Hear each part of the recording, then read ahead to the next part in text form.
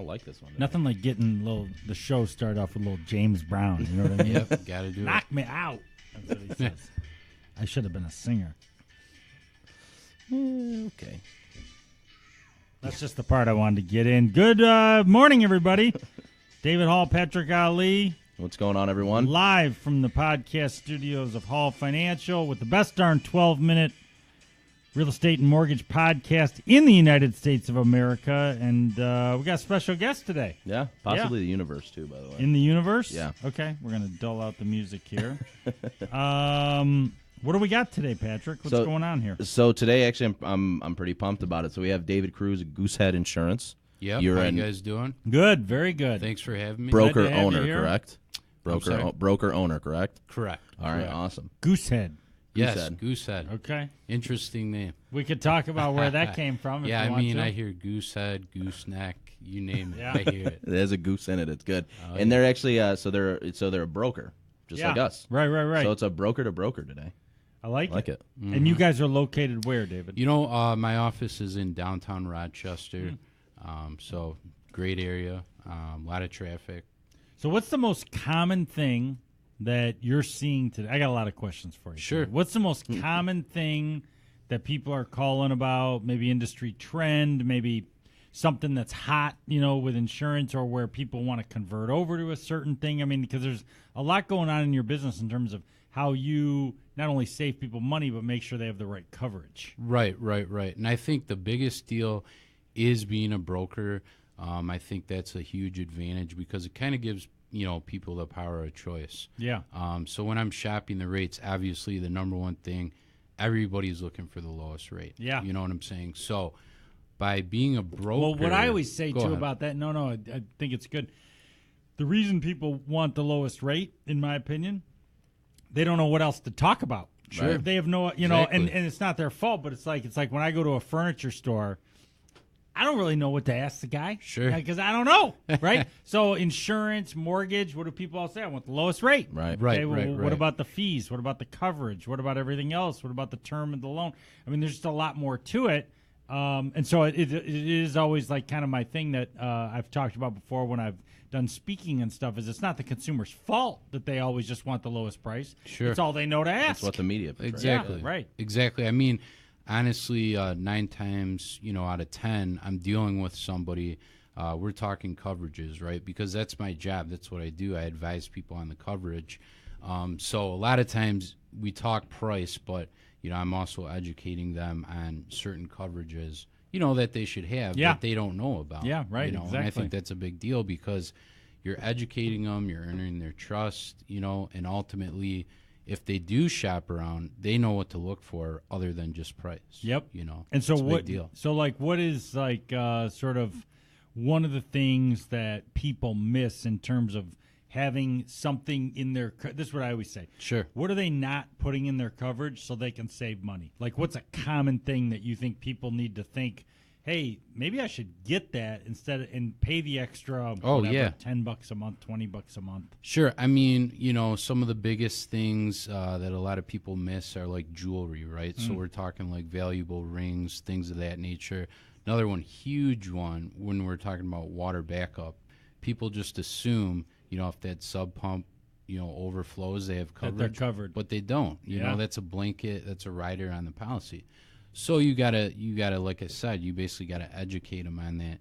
So if they do shop, they know what to look for and what to get. That's not included on the policy. Yeah. Now, do you feel like because us as a broker, we have the ability to obviously take one profile and shop that with multiple sources, right? Sure. Do you ever find that the quote unquote the sale becomes easier because you have the ability to shop for the client? Oh my gosh, yeah, it's night and day compared to a captive. And why I say that is because number one, we're talking about coverages, right? So you don't want to shave coverage to get a client. Instead, what you want to do is you want to shop them through the carriers. You're going to find somebody that, for instance, may have a lower price when it comes to, like I said, things like jewelry, things like water backup, or even replacement cost altogether. So you're not taking away coverage, but you have the opportunity to get that lower rate for them by having all these carriers. You know what I think is one of the interesting things about being able to broker and utilize a lot of different services for the clients. What a lot of clients don't know, and you can probably relate to this, I think it's an interesting talking point, is that we get calls all the time, like you probably do, with investors that want us to send our business to them, Sure, right? And most of the people out there that want to get the business that we create aren't good, and so we don't send them business, Right.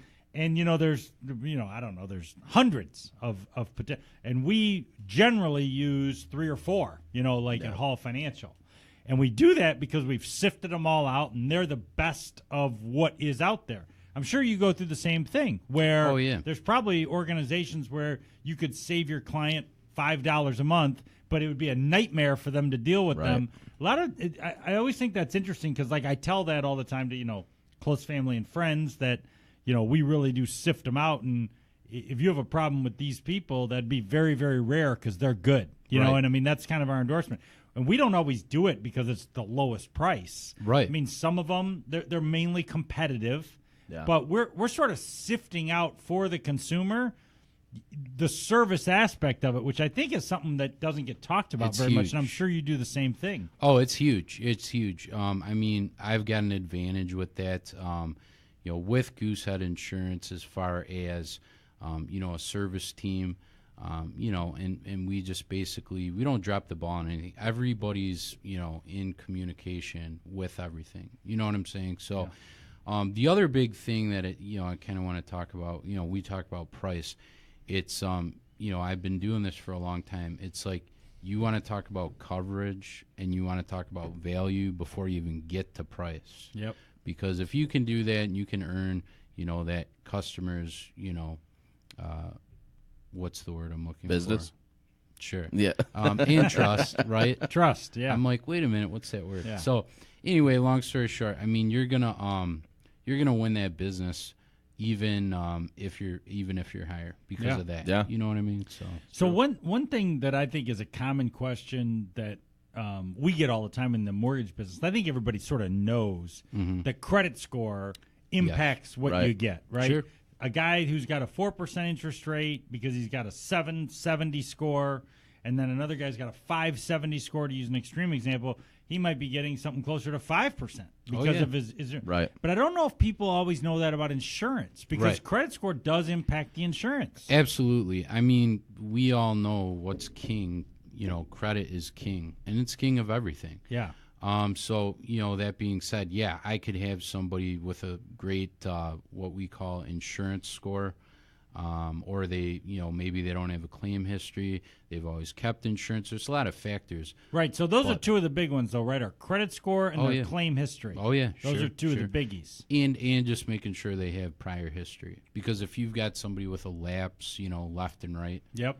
Yeah, I mean, it's a bigger risk on the insurance company ultimately. Yep. So to answer your question, I mean, credit plays a big factor even in the insurance, industry. Yeah. So how does that affect, because with us, obviously we all know credit, having a credit score is your ability to borrow money and repay it in a timely fashion. Insurance score, I'd imagine, is your ability to have insurance and realistically not have to ever use it, meaning claim.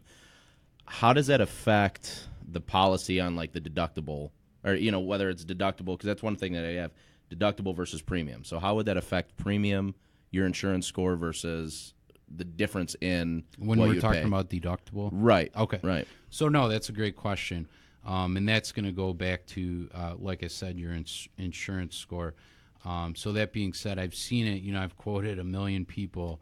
And if, they've got a good insurance score, that deductible is not going to waiver the premium too much. Where maybe if you don't, it's huge. We're talking about if they go from, let's say on the home, like a $500 deductible up to $2,500, big difference. Yeah. Right. But if you've got a good score, you're not going to see that. And the same goes if you don't have a claim history, you're not going to see that. So, what's interesting is that, and I say this a lot about mortgage, it's true about insurance too, is that we don't really set people up necessarily for success in terms of educating them on how the insurance business works. I mean, my guess is that a lot of people out there are just making a lot of bad decisions because they don't know. Sure. They don't know. I mean, at the very least, like give at least one or two tips that you would just give to, let's say, a college student, right? Sure. If you could get in front of college students and say, hey, here are some rules of thumb as you get out in the world and have renter's insurance and then have car insurance and then have homeowner's insurance, like what would you tell them? Right, and I mean that's a great question. It's really, like I said, kind of going back to educating the customer, educating the shopper. Yeah. Because, for instance, 2 weeks ago, right, I had a lady come in. I quoted her. She had gone to company A. They quoted her. Well, I asked her, what coverages are they giving you? Terrible coverages. She was set up for failure, more or less, if she bought that policy.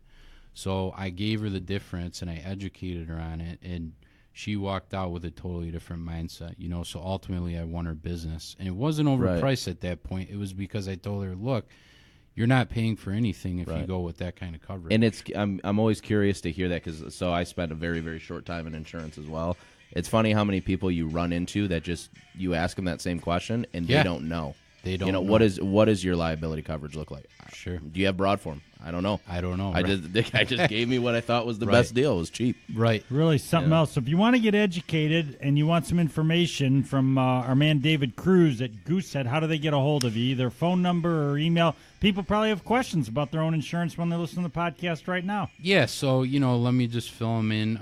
Basically, my email, it's going to be david.cruz, like the dream cruise, I say. So it's CRUISE at goosehead.com. Number is 586-557-8647. Not a 9-to-5 guy, so, call me anytime. He's a 24/7 guy. Right. And then I just want to plug in, I've got a Facebook page as well. It's Goose Head Insurance David Cruz. So go on there, read my reviews, and, definitely reach out to me. I want to help you out. I like it. Great. Giving himself a social plug. That's it. Tiffany's going to love that. You know what I mean? Another great show in the books. Patrick, thank you. Always. David, glad you could come on in. Appreciate you guys having me. World headquarters here. Awesome. All Financial. Looking we appreciate great. you being on the show. And check out his Facebook page. We'll see you next week. For everybody here, this is the best darn real estate and mortgage show in the USA. We'll be back next week. That's it.